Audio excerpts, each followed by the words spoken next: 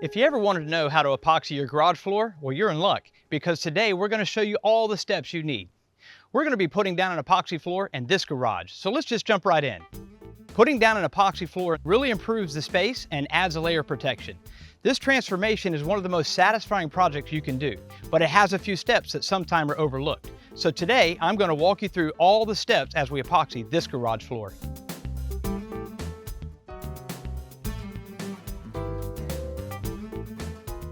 Now for our garage, we have a unique situation. In our area, the water table is very high. So even though our concrete floor doesn't have any surface moisture, we likely have moisture just below it. So to ensure the durability of our epoxy floor, we're going to put down 2 coats of epoxy, with the first coat acting as a vapor barrier. Always check with the manufacturer's recommendations for the epoxy product that you're using.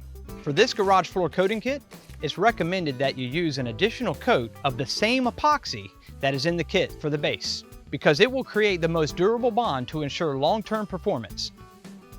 The first step is to measure your garage. Multiply the length times the width to determine your square footage. This will help you determine how much product you're going to need. Don't forget to add space for any nooks and insets. And if you have a taller knee wall, then you're going to want to add for that space also. For our garage, we have about 650 square feet to cover, so normally you need 2 kits. But since we want to put a primer coat down also, we're going to use 3 kits. The next step is to inspect the concrete for any cracks, oil stains, or any other imperfections that need to be addressed. For any cracks or patches, use concrete crack filler. Be sure to follow the manufacturer's instructions for application and cure time.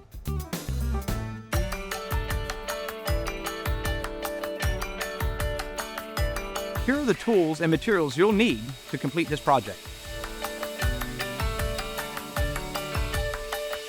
Now remove everything from the garage that touches the floor. This is a great opportunity to declutter and make your garage neater and more efficient. And remember, all the items you remove are going to need to stay out of the garage for a few days, so make sure they're secure and safe from weather. And speaking of weather, don't try this project in the cold of winter or the heat of summer. The temperatures outside and the temperatures of your concrete should be between 50 and 90 degrees Fahrenheit.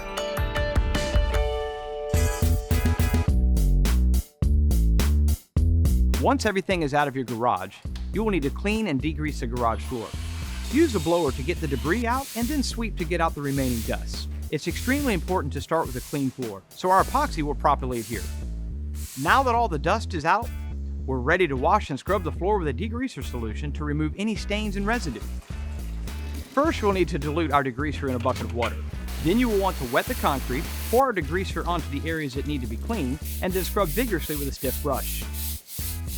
After scrubbing, rinse the area and use a squeegee to push the water out of the garage.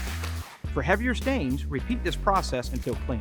This prep work is really important because just like with dust, the epoxy will not adhere to grease, oil, or other residue.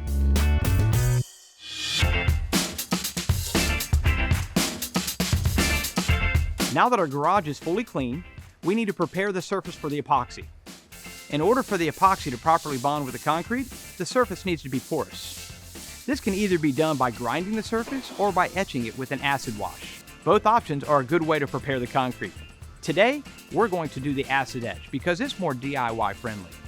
And conveniently, the kit we're using comes with an acid powder.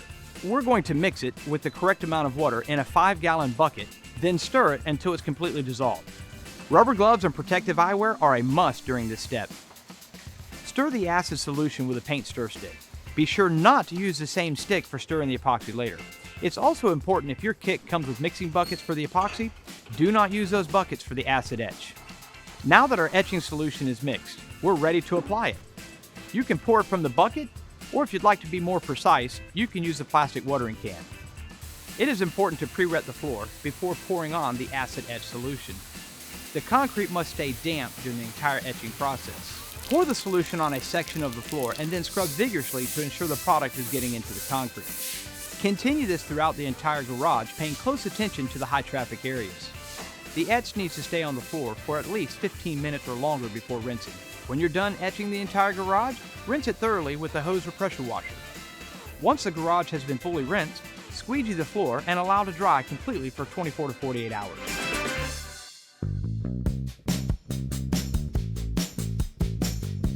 Now that the garage floor is completely dry, we're ready for epoxy.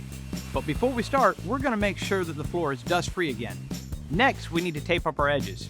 Use painter's tape around the edges of anything you don't want to get epoxy on. If your garage concrete extends past the garage door, you'll want to tape off where your garage comes down. Most garage floor epoxy coatings are made for indoor use only, and they will fade in direct sunlight, so we don't want the epoxy beyond the door. The epoxy comes in two parts that need to be mixed together. Part A, the resin, Part B, the hardener and pigment.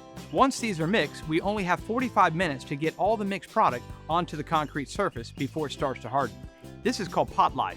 This kit has 2 bottles of Part A and 2 bottles of Part B, so we can mix half at a time.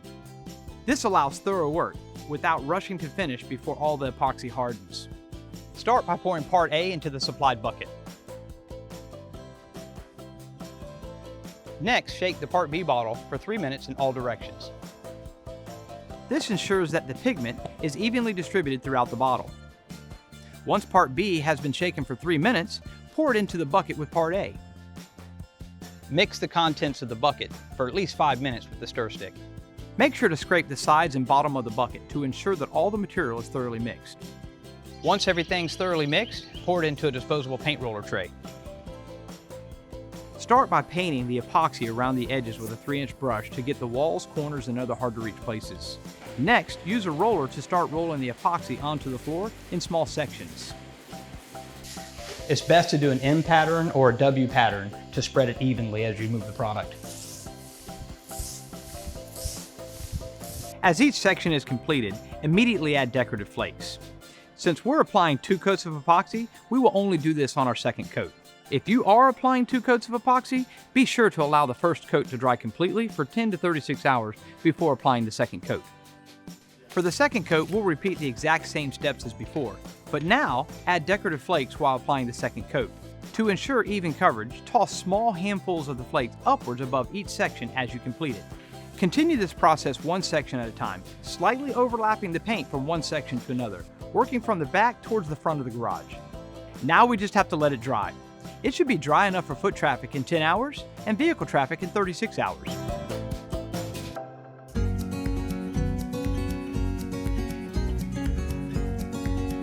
Wow, this looks amazing. Now we have a beautiful high-gloss garage floor that's easy to clean and maintain and durable for years to come. This is also a good time to paint the walls and add additional storage like I did, so the garage stays organized and looking great. I hope this video has been helpful. Let us know in the comments if you have any questions, or if you've already done this project, how did your floor turn out? All the tools and materials used in this video are available at Lowe's and Lowes.com. We've left links to everything in the description below. And before you go, be sure to hit that like button, and don't forget to subscribe for more great Lowe's how-to videos. Thank you for watching.